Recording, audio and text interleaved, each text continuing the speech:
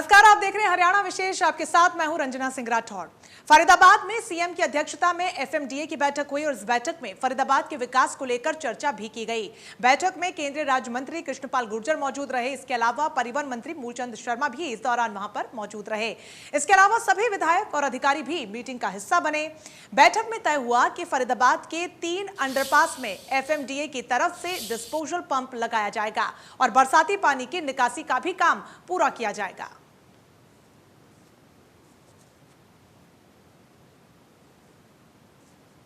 तस्वीरें आपको दिखा रहे हैं जहां पर फरीदाबाद के विकास पर इस बैठक में मंथन हुआ। मुख्यमंत्री की अध्यक्षता में ये पूरी बैठक की गई, जहां पर 3 अंडरपास में डिस्पोजल पंप लगाया जाएगा। इसको लेकर बड़ा फैसला लिया गया। तो फरीदाबाद में इससे पहले सीएम मनोहर लाल ने बीजेपी कार्यालय का शिलान्यास किया और इस दौरान मुख्यमंत्री ने भूमि पूजन भी किया। तो वहीं मुख्यमंत्री ने इस दौरान पर्यावरण को बचाने का संदेश देते हुए कहा कि महामारी में पर्यावरण बचाना बहुत ज्यादा जरूरी है। इसीलिए सरकार ने पर्यावरण बचाने के लिए 75 साल से ज्यादा के पेड़ों के लिए बुजुर्ग पेड़ पेंशन योजना भी शुरू की है।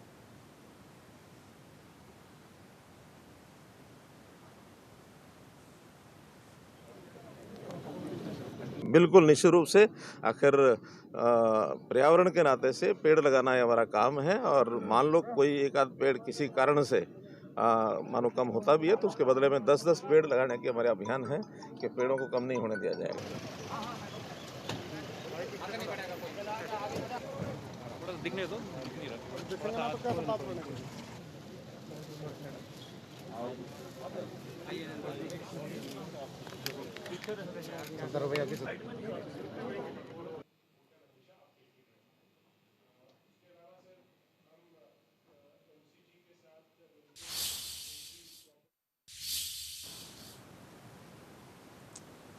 तो एफएमडीए की बैठक हुई। फरीदाबाद में विकास पर इस दौरान मंथन किया गया। केंद्रीय राज्य मंत्री कृष्णपाल गुर्जर वहां पर मौजूद रहे। परिवहन मंत्री मूलचंद शर्मा भी बैठक में मौजूद रहे। 3 अंडरपास के डिस्पोजल पंप लगाया जाए, इसको लेकर आदेश दिया गया, निर्देश दिया गया है। आपको बता दें कि बरसाती पानी की निकासी का भी काम होगा।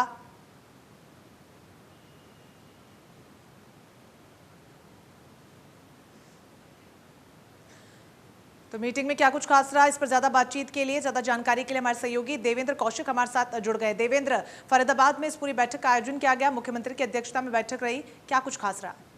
बिल्कुल वंदना, देखिए एफएमडीए की आज दूसरी बैठक थी जिसकी अध्यक्षता मुख्यमंत्री मनोहर लाल खट्टर ने खुद की है। और इसमें दौरान केंद्रीय राज्य मंत्री कृष्णपाल गुर्जर, कैबिनेट मंत्री मूलचंद शर्मा के अलावा तमाम जो विधायक हैं जिले के और उसके साथ साथ में एफएमडीए के अधिकारी उस मीटिंग में मौजूद रहे। और इस मीटिंग के दौरान 15 ऐसे एजेंडे थे जो मीटिंग में रखे गए, जिनमें से कुछ पर फैसला आज ही ले लिया गया है, कुछ को आगे की मीटिंग के लिए छोड़ दिया गया है। सबसे महत्वपूर्ण अगर बात करें तो सब, क्योंकि इन दिनों पानी की जो जरूरत है, पीने के पानी की, फरीदाबाद को उसकी बहुत ज्यादा जरूरत थी। और इसी के चलते मुख्यमंत्री की अध्यक्षता में फैसला लिया गया है कि 60 MLD पानी और फरीदाबाद के लिए बढ़ाया जाएगा। 1 अगस्त से ये पानी मिलना फरीदाबाद के लिए शुरू हो जाएगा। चूंकि रैनी वेल से पानी की पीने की सप्लाई फरीदाबाद के में की जाती है और अब तक यहाँ 16 रैनी वेल थे, अब वो बढ़ाकर 22 कर दिए गए हैं। ये एक अहम फैसला लोगों के लिए, पानी के लिए राहत मिली है। और इसके साथ साथ में फैसला लिया गया है कि जितने भी तमाम जो पानी के टैंकर माफिया हैं उन पर नकेल कसने के लिए फैसला लिया गया है कि सभी पानी के टैंकर जो मालिक हैं उनको पहले रजिस्ट्रेशन कराना होगा। उसके बाद में एक जो स्रोत दिया जाएगा पानी का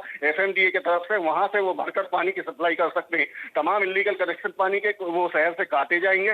ये एक अहम फैसला लिया है। इसके साथ साथ में क्योंकि मानसून शुरू हो चुका है, बरसात शुरू हो चुकी है, ऐसे में फरीदाबाद के जो 3 अंडरपास हैं जहां पानी भरता है बरसाती पानी, और लोगों के लिए कनेक्टिविटी, अगर एनआईटी फरीदाबाद को अगर देखें तो 2 हिस्सों में जोड़कर देखा जाता है कि एक राष्ट्रीय राजमार्ग के दूसरी तरफ एनआईटी का क्षेत्र है तो दूसरी तरफ फरीदाबाद है ओल्ड।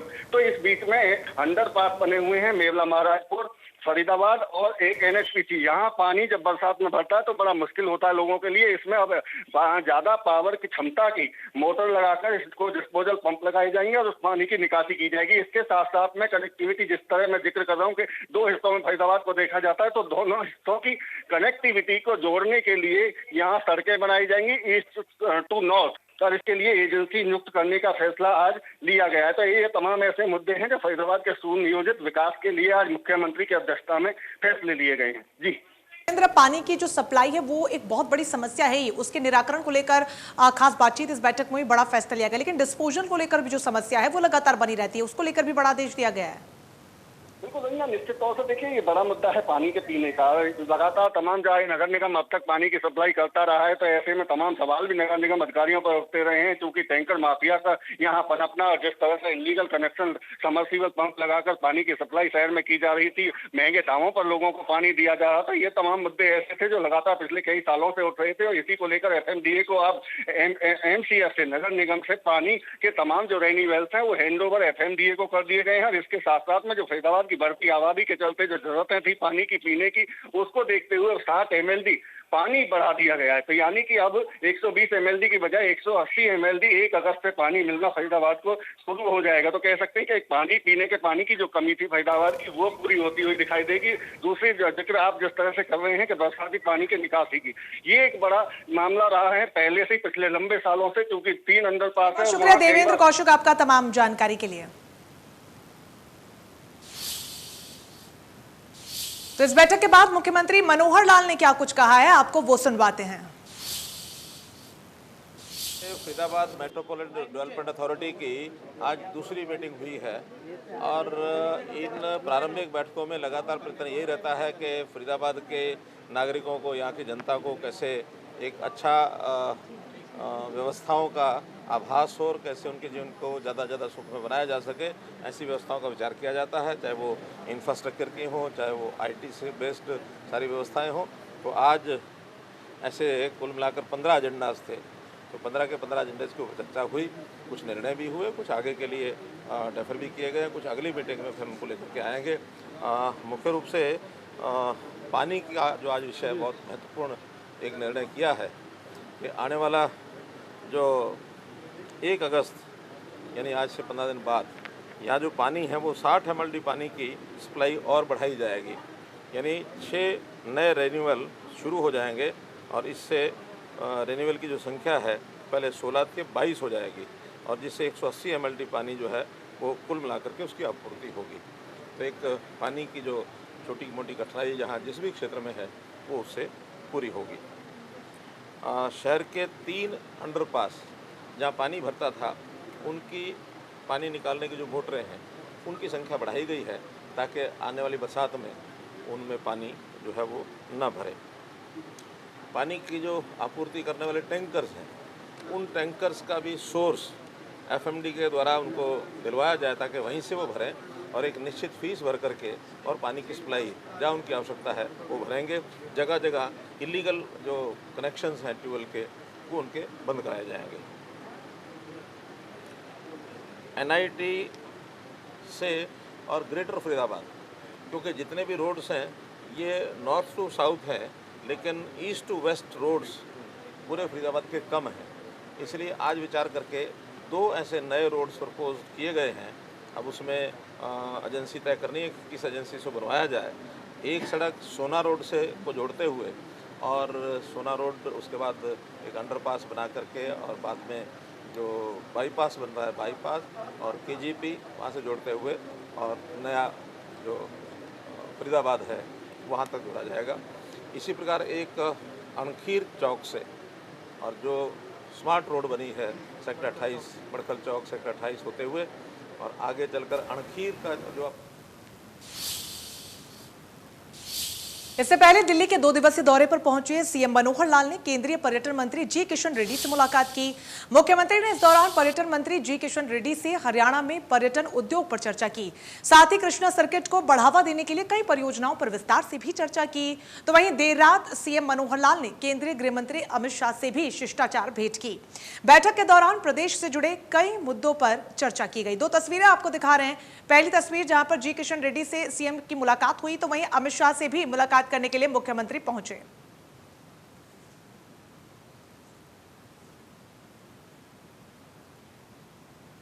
दिल्ली की बैठकें लगातार चलती हैं। दिल्ली की बैठक कोई पहली बार नहीं चली है, लेकिन आज चूँकि कई मंत्री हम कई विभागों के नए आए हैं, उनमें से हमारे जो टूरिज्म के मिनिस्टर, आर्ट एंड कल्चर के जो मिनिस्टर हैं श्री जी किशन रेड्डी, तो उनके साथ मेरी मीटिंग थी और हमने हरियाणा के जितने अभी टूरिज्म के यानी डिपार्टमेंट के प्रोजेक्ट्स थे उनके ऊपर भी चर्चा की है। उसमें चाहे वो हमारा सूरजगढ़ का क्षेत्र है, हमारा ज्योतिसर का है, पिंजौर का है, महेंद्रगढ़ है, राखीगढ़ी है, इन सब क्षेत्रों की चर्चा की है और इनके ऊपर कोई ना कोई टूरिज्म के, आर्ट एंड कल्चर के जो प्रोजेक्ट्स हैं जो पेंडिंग पड़े हैं उनको गति मिले, ये सारी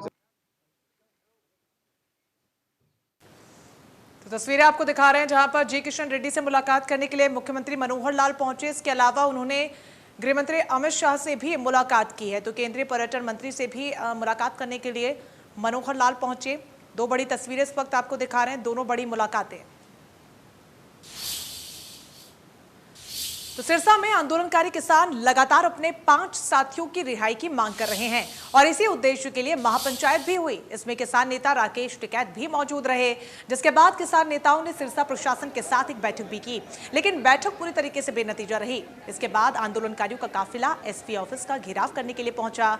हालांकि इसके लिए पुलिस ने पहले से ही बैरिकेडिंग की हुई थी। अब किसानों का ये कहना है कि वो किसी भी सूरत में पीछे हटने वाले नहीं हैं। उन पे मुकदमे लगाए गए, ये कहाँ देश तो रोके मुकदमे लगाए, विदेशियों से साठ गांठ करके देश के खिलाफ कोई आंदोलन करा के ये तो किसानों का आंदोलन कर रहे, कानून वापसी की बात कर रहे थे। नहीं उतार विशेष का समर्थन होगा, नहीं चुनाव में नहीं उतार रहे हम ना, हम किसी का समर्थन करेंगे, किसका समर्थन करें, 20 हैं अपने आप कर लेंगे जिसका करते हैं। हम तो अपनी बात कहेंगे। जो ये सरकार है, अब जो मोदी सरकार है, इस सरकार को चलाती है कंपनियां। अगर किसी पार्टी की सरकार होती तो वह बात कर लेती, इसका समाधान हो जाता। पार्टी की सरकार है नहीं, कंपनी की सरकार है, तो कंपनी के खिलाफ आंदोलन लंबा चलेगा। आंदोलन कौन करेगा फिर? आंदोलनकारी चाहिए, देश में पार्टियां तो बहुत हैं। आंदोलनकारी ये मोर्चा बना हुए हैं, तो ये मोर्चा मजबूत रहे, तो इसी से ही देश के किसानों का भला होगा। आंदोलन जैसे जैसे चल रहा है वैसे पेट्रोल भी तेजी से बढ़ रहा है, क्या कहते हैं? पेट्रोल बढ़ रहा, डीजल बढ़ रहा, गैस का भी, इसके लिए भी मूवमेंट हुए थे। और महंगाई है, बहुत महंगाई बढ़ रही है, तो ये महंगाई भी कम होनी चाहिए। तो ये पूरा ही है, तो जनता का आंदोलन है ये वैचारिक क्रांति है, और दुनिया में जब भी वैचारिक क्रांति है उसने परिवर्तन किए। तो वहीं किसान आंदोलन को लेकर प्रदेश के गृह मंत्री अनिल विज ने कहा कि देश का कानून सर्वोपरि है और कानून का उल्लंघन बर्दाश्त नहीं किया जाएगा। देखिए, देश का कानून सर्वोपरि है और वो कानून ना मेरे कहने से चलता है, ना किसी के कहने से चलता है, ना किसी के धरने से वो विचलित होता है, ना किसी की धमकियों से विचलित होता है। तो कानून तो अपने ढंग से ही चलेगा, इन बातों का कोई असर। नारायणगढ़ में किसान नेता गुरनाम सिंह चडूनी का विरोध हुआ। बागवाली गांव में चडूनी के विरोध में पोस्टर लगाए गए और गांव में चडूनी के एंट्री करने पर प्रतिबंध लगा दिया गया। गांव वालों का कहना है कि वो चडूनी को किसी भी तरीके का चंदा नहीं देंगे।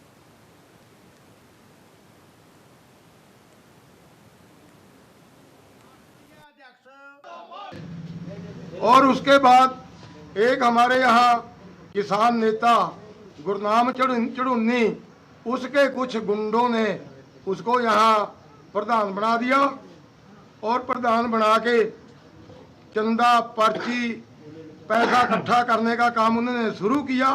जो किसानों के नाम पर किसानों के फंड का दुरुपयोग करके, जैसे अभी साथियों ने बताया कि मिल से पैसे लेना और उन पैसों का दुरुपयोग करना, इसके लिए हम सभी किसान ऐसे लीडरों का बहिष्कार करते हैं। टिकरी बॉर्डर पर किसानों ने बिजली काटे जाने पर विरोध प्रदर्शन किया। नाराज किसानों ने जाखुदा मोड़ चौक को जाम कर दिया। किसानों ने दोनों तरफ ट्रैक्टर खड़े करके जाम लगाया। साथ ही आंदोलन स्थल पर सफाई नहीं होने से भी किसानों में नाराजगी देखने को मिली। एसपी भी नहीं है, किसके पास जाएंगे? ये चौक है हमारे पास। हम 8 महीने से बैठे हैं, बहुत ज़्यादा परेशान हैं। रात को मच्छर काटता है। 3 महीने से सरकार ने यहाँ लॉकडाउन कर दिया, कहीं कुछ कर दिया, किसी को एक भी किसान को यहाँ वैक्सीनेशन दिया हो, सफाई का प्रबंध किया हो, ये सरकार बताए। क्या हमारा जमहूरी हक नहीं लाइट लेना? क्या हमारा जमहूरी हक नहीं मेडिकल सहूलतें लेना? क्या हमारा जमहूरी हक नहीं सरकार हमसे सुबह शाम को या अपना नुमाइंदा भेज के पूछे आपको तकलीफ क्या है? मेडिकल सहूलत सरकार ने देनी है, लाइट सरकार ने देनी है, हमारी सफाई का प्रबंध सरकार ने करना है। एक दिन भी फोगिंग की हो सरकार बता दे, हाथ खड़े करके भी जहाँ में हमने फोगिंग भी की है। हम देख लीजिए यार, 4 दिन से 4 दिन से मच्छर खा रहा है। इनमें से कोई 1 घंटा बैठ के दिखाए हमसे। ये भी बैठ जाए, हम बिजली की मांग नहीं करेंगे। ये भी इधर आके बैठ जाए। ये कल्ला लाइट ही बंद कर लें अपनी 1 घंटा। क्या यार, क्या इस मुल्क का कोई वारस है? ऐसे प्रधानमंत्री, ऐसे मुख्यमंत्री होते हैं। दुनिया मर रही है, क्या लाइट का इंतजाम नहीं? क्या सारी दिल्ली में लाइट चल नहीं रहा? तो लगातार जिस तरीके से किसानों की तरफ से प्रदर्शन किया जा रहा है, उस पर हरियाणा बीजेपी के पूर्व अध्यक्ष सुभाष बराला का कहना है कि किसानों को हिंसा नहीं करनी चाहिए। किसान जो है वो बीजेपी के नेताओं का घेराव कर रहे हैं, जी कैसे देखते हैं? देखिए, बहुत लंबे समय से किसान अलग अलग स्थानों के ऊपर आंदोलनरत हैं, लेकिन मैं तो एक बात कहना चाहूँगा कि केंद्र सरकार ने नरेंद्र मोदी जी के नेतृत्व में बहुत सोच समझ करके किसानों की बहुत पुरानी मांग को पूरा किया है। लेकिन कुछ लोग नहीं चाहते भी किसान का भला हो। तो आपके माध्यम से एक बात कहना चाहूँगा, इतने लंबे समय से किसान भाई अलग अलग स्थानों पे आंदोलनरत हैं, इसलिए सरकार ने बार बार इस बात का आग्रह किया है कि आकर के वो बातचीत करें। पहले भी 13 दौर की बातचीत मंत्री स्तरीय और आधिकारिक स्तर पे हुई है। इस बातचीत को आगे बढ़ा करके मैं समझता हूँ आंदोलन को समाप्त करने का सब लोगों को काम करना चाहिए। गुरनाम सिंह चढ़ूनी व्यक्तिगत तौर पर चुनाव में उतरने की बात कर चुके हैं, इसको आप कैसे देखते? देखिए, इस बात का जवाब तो जो बाकी किसान आंदोलन के लगे हुए लीडर हैं, उन्होंने अपनी तरफ से इस बात को कई बार दोहराया है। ये तो उनका अपना मामला है कि वो चुनाव लड़े ना लड़े, इससे भारतीय जनता पार्टी को कोई असर पड़ने वाला नहीं है। लेकिन हम जो एक बात कहते थे कि इसके पीछे चुनावी राजनीति है और इसमें राजनीति से प्रेरित लोग बड़ी संख्या में किसानों के आंदोलन में लगे हुए हैं, ये बात अब पूरी तरह से खुल गई है। एक सवाल रणबीर गंगवा पर जो हमला हुआ उसको कैसे देखते हैं, क्योंकि लगातार उसको लेकर सवाल उठाए जा रहे हैं? देखिए, लोकतंत्र के अंदर धरने, प्रदर्शन और अपनी बात कहने के बहुत सारे अन्य तरीके होते हैं, लेकिन हिंसा की कहीं भी कोई जगह नहीं होनी चाहिए। वो चाहे आंदोलनकारी हमारे किसान भाई हैं उनकी तरफ से हो या किसी अन्य की तरफ से, आंदोलन में इस प्रकार की हिंसा के लिए कहीं कोई स्थान नहीं है। इस बात के ऊपर सब लोग जो आंदोलनकारी हैं, इनका नेतृत्व है, उसको विचार करना चाहिए। इस तरह की जो घटनाएं हैं उनको तुरंत प्रभाव से रोकना भी चाहिए। तो कोरोना की तीसरी लहर को लेकर WHO ने चेतावनी जारी की है, जिसको लेकर हरियाणा के गृह मंत्री अनिल विज ने कहा कि उन्होंने सभी जिलाधिकारियों को टीम गठित कर भीड़भाड़ वाले इलाकों पर नजर रखने के निर्देश दिए हैं और कोरोना से बचाव को लेकर जो SOP जारी की गई है उसका सख्ती से पालन करने के लिए भी निर्देश जारी कर दिए गए हैं। हमने सभी जिला अधिकारियों को आदेश जारी किए हैं कि वो सिविल और पुलिस के अधिकारियों की कमेटियां बनाकर जहाँ जहाँ पर भीड़ है उन पर नज़र रखें और जो हमने SOP जारी की है उसकी सख्ती से पालना कराई। पंजाब में कांग्रेस की अंतर्कलह पर अनिल विज ने चुटकी लेते हुए कहा कि कांग्रेस की कलह लोगों के लिए अब एक मनोरंजन का साधन बन गया है। कांग्रेस की जो अंदरूनी लड़ाई है अब ये लोगों के एंटरटेनमेंट का साधन बन चुका है। रोज़ तरह तरह के एपिसोड सामने आते हैं, भिन्न भिन्न प्रांतों से सामने आ रहे हैं, तो इसके ऊपर कोई और अधिक कमेंट करना ठीक नहीं। किसान आंदोलन के बीच प्रदेश में हो रहे विरोध प्रदर्शन को लेकर इनेलो सुप्रीमो OP चौटाला ने क्या कुछ कहा, आपको वो सुनवाते हैं। ये किसान आंदोलन, लेकिन आप देख रहे हैं कि इसमें हर वर्ग के लोग शामिल हैं,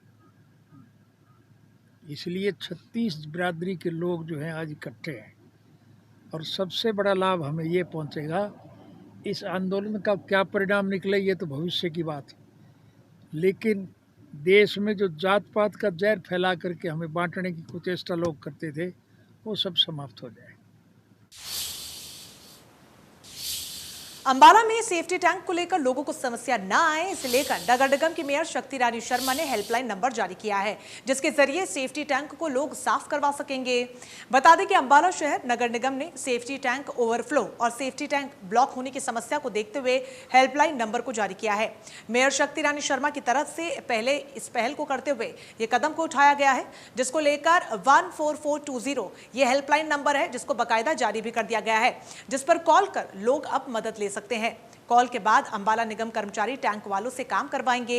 तो वहीं लोगों को जागरूक करने के लिए निगम पोस्टर भी चिपका रहा है ताकि लोग मदद ले सकेंगे।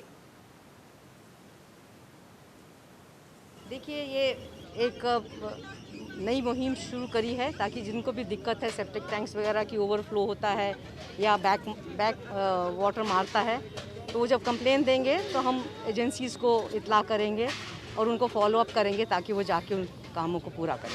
मशीन के थ्रू होगा, किस तरह से काम होगा, वो ये निगम अभी डिसाइड करेगा। ऑलरेडी डिसाइडेड है कि किस तरह से करेंगे, जिस तरह जहाँ पर जिस तरह की ज़रूरत पड़ेगी वैसे ही करें। कोरोना काल में जरूरतमंद लोगों की मदद करने वाली संस्था फीड द नीडी की तीसरी वर्षगांठ अंबाला में मनाई गई। तीसरी वर्षगांठ के लिए आयोजित समारोह में अंबाला नगर निगम की मेयर शक्ति रानी शर्मा भी मौजूद रहीं। तो वहीं इस दौरान मेयर शक्ति रानी शर्मा ने केक काटा और लोगों को खुद भोजन वितरित किया। इस मौके पर मेयर शक्ति रानी शर्मा ने फीड द नीडी संस्था की तारीफ करते हुए कहा कि ये संस्था जरूरतमंद लोगों की मदद का काम कर रही है। तो वहीं संस्था के ट्रस्टी सिद्धार्थ गुलाटी ने बताया कि उनकी संस्था फीड द नीडी साल 2018 से लोगों की मदद कर रही है। उनकी टीम ने लॉकडाउन में लोगों की मदद की और आगे भी समाज सेवा का काम करती रहेगी। ये बहुत अच्छा कार्य कर रहे हैं बच्चे और बहुत खुशी हो रही है देख के कि पिछले 3 वर्षों से लगातार ये फीड द नीडी की मुहिम चली आ रही है और इनको शुभकामनाएं हैं मेरी, ये बहुत लंबा दूर तक लेके जाएं। मेरी सारी दुआएं इनके साथ हैं। जिस तरह से सब निस्वार्थ लोग जुड़े हुए इनके साथ, मैं उनको भी बधाई देती हूँ। वो बधाई के पात्र हैं कि बहुत अच्छा कार्य कर रहे हैं और सारे के सारे यंग बच्चे हैं। ये देख के बहुत खुशी हो रही है कि जो नौजवान बच्चे हैं इनकी सोच बहुत सकारात्मक है और ये अच्छी राह पे चल रहे हैं। तो हम सबको भी इनका साथ देना चाहिए और इनका प्रोत्साहन बढ़ाना चाहिए। फीड द नीडी पिछले 3 साल से लगातार अपनी सेवाएं दे रही है, चाहे वो किसी ज़रूरतमंद को दवाइयों की ज़रूरत हो, इलाज में मदद हो, राशन की मदद हो, खाना आपके सामने लंगर हमारी सेवा चल रही है और निरंतर ये सेवा सभी जो हमारे साथी हैं उनकी सेवा से चलती रहेगी। देखो, जैसे जैसे कोई भी रिक्वायरमेंट आती है हम अपनी तरफ से 100% देने की कोशिश करते हैं। बाकी परमात्मा की जो इच्छा होती है उसी तरह हम अपनी सेवा में लगे हुए हैं। जैसे आपने देखा पिछले साल भी लॉकडाउन के अंदर तकरीबन 90 दिन हमने सेवा करी है। इस बार भी लॉकडाउन के अंदर क्योंकि कुछ छूट ज़रूर थी पर कुछ लोग दुखी थे, जैसे भी हमारे को जहाँ से भी जो कॉल आई हमने उन तक राशन, पैक्ड खाना, सब दवाइयाँ हमने उन्हें मुहैया कराई थी। पिछले लॉकडाउन के अंदर भी जितने प्रवासी मजदूर यहाँ चल रहे थे उनको दवाइयाँ, खाना, पानी की बोतलें, सैनिटरी पैड और ओडोमॉस, ये चीज़ें सब उपलब्ध कराई गई। इसी के साथ हरियाणा विशेष में फिलहाल के लिए बस इतना ही, लेकिन लगातार बड़ी खबरों के लिए आप बने रहिए हमारे साथ। नमस्कार।